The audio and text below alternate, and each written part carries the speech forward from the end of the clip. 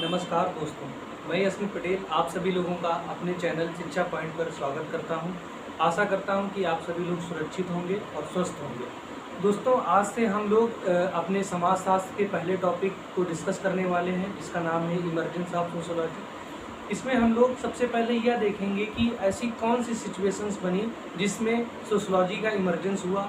क्या ऐसी आवश्यकता पड़ी कि समाजशास्त्र जैसे विषय को बनाना पड़ा। जैसा कि आप सभी लोग जानते हैं कि समाजशास्त्र एक नवीनतम विषय है, क्योंकि ये 1832 में ये बना। और इससे जो बाकी और भी ह्यूमैनिटीज़ के जो सब्जेक्ट हैं, जैसे कि हिस्ट्री है, फिलॉसफी है, इकोनॉमिक्स है, पॉलिटिकल साइंस है, ये सारे जो सब्जेक्ट्स हैं बहुत ही पुराने सब्जेक्ट्स हैं, लगभग 1000 साल पुराने हैं। इनके कंपैरिजन में जो हमारा समाजशास्त्र है यह एक नवीनतम विषय है, क्योंकि जो इसका इमर्जेंस हुआ वो 1832 में सबसे पहली बार अगस्त कांत ने सोशियोलॉजी शब्द का प्रयोग किया था।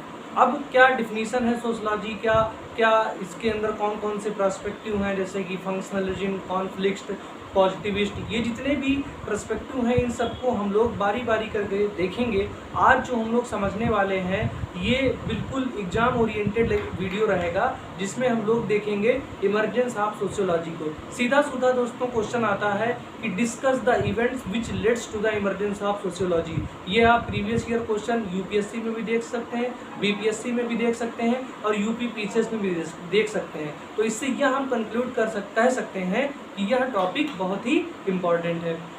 तो दोस्तों, जो इमर्जेंस हुआ सोशियोलॉजी का वो मेजरली 3 इवेंट्स की वजह से हुआ। कौन कौन से इवेंट्स? सबसे पहले पुनर्जागरण 16वीं शताब्दी का, नंबर दूसरा 1750 के दशक का इंडस्ट्रियल रिवॉल्यूशन और तीसरा फ्रेंच रिवॉल्यूशन।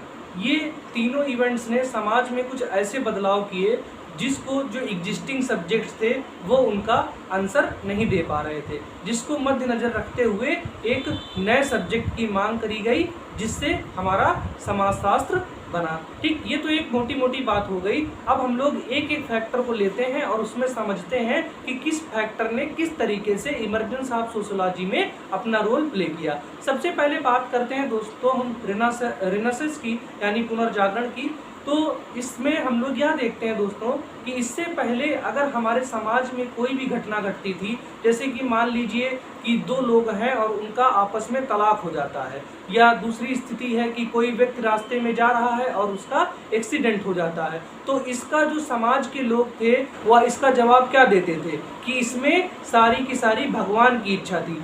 ईश्वर चाहता था इसीलिए वह दोनों पति पत्नी अलग हो गए, ईश्वर चाहता था इसीलिए उस व्यक्ति का एक्सीडेंट हो गया।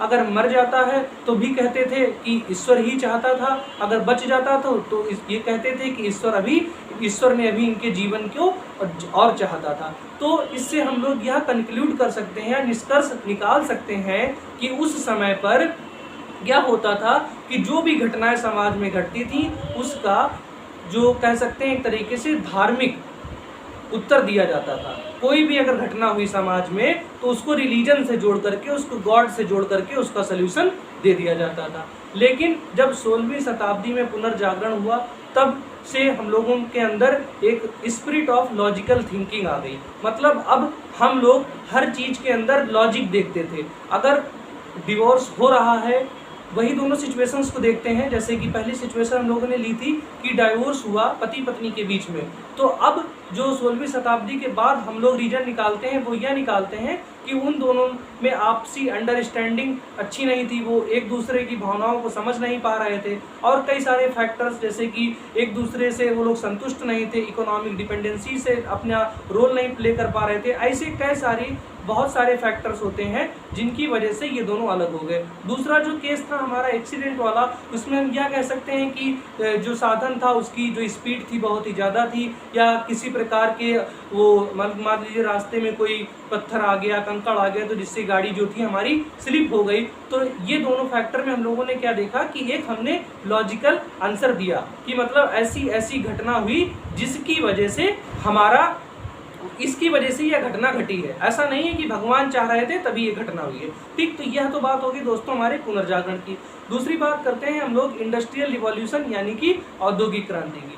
दोस्तों WG ग्रीन एक हमारे बहुत ही फेमस पर्सनालिटी थे। इन्होंने कहा था कि इंडस्ट्रियल रिवॉल्यूशन के बाद यानी औद्योगिक क्रांति के बाद समाज की ना ही कोई ऐसी संस्था थी, ना ही कोई ऐसा सामाजिक संबंध था जो इसके बदलाव से मतलब अछूता रह गया होता था। All the social institutions, all the social relations were get affected by the industrial revolution. तो इससे हम लोग यह समझ सकते हैं कि इंडस्ट्रियल रिवॉल्यूशन ने कितना चेंज लाया होगा।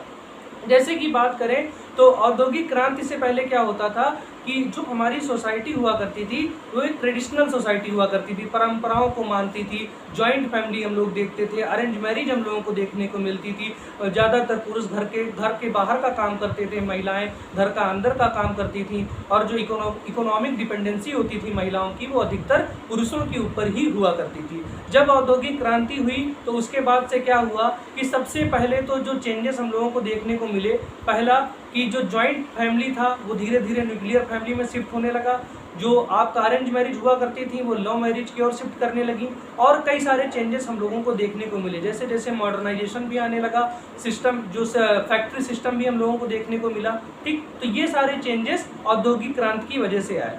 तीसरा जो फैक्टर था हमारा वो था फ्रेंच रिवॉल्यूशन यानी कि फ्रांस की क्रांति। उससे क्या हुआ कि लिबर्टी, इक्वलिटी, फ्रेटर्निटी का आइडिया पॉपुलराइज्ड हुआ। मतलब ये तीन शब्द लिबर्टी, इक्वलिटी और फ्रेटर्निटी, ये जो आइडियोलॉजी है ये हमारी फ्रेंच रिवॉल्यूशन से पॉपुलराइज्ड हुई। इससे क्या हुआ कि हमारे समाज के अंदर फेमिनिस्टिक रिवॉल्यूशन और डेमोक्रेटिक रिवॉल्यूशन होने लगे, यानी कि नारीवाद क्रांति और दूसरी हमारी लोकतांत्रिक क्रांतियां होने लगी।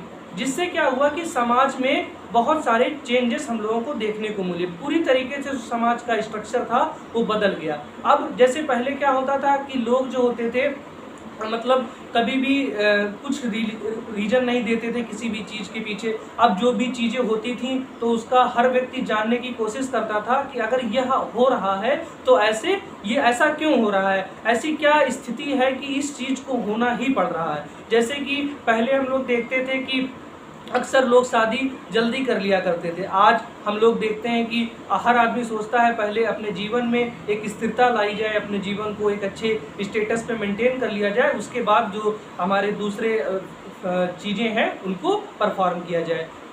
तो ये सारी चीज़ें रेनेसां और इंडस्ट्रियल रिवॉल्यूशन और फ्रेंच रिवॉल्यूशन, इन सभी चीज़ों ने बहुत सारा चेंज किया, बहुत सारा बदलाव लाए हमारे सामाजिक संरचना में।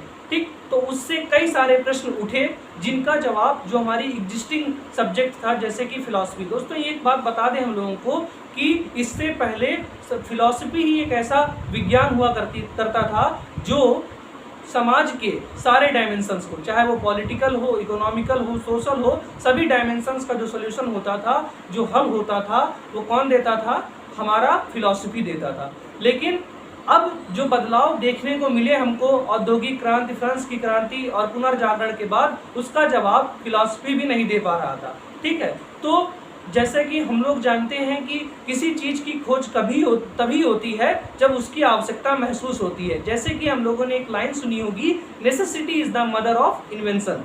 Necessity is the mother of invention, जिससे यह हमको बहुत ही अच्छी रूप से पता चलता है कि अब हमको एक ऐसे विषय की मांग थी जो हमारे समाज में हो रहे बदलावों को, उनका जवाब, उनका आंसर आसानी से दे सके और लोगों को समझा सके कि ऐसा क्यों हो रहा हो। तो इस तीनों फैक्टर्स ने हमारे जो डिसिप्लिन है सोशियोलॉजी यानी कि समाजशास्त्र, इससे इसका इमर्जेंस हुआ।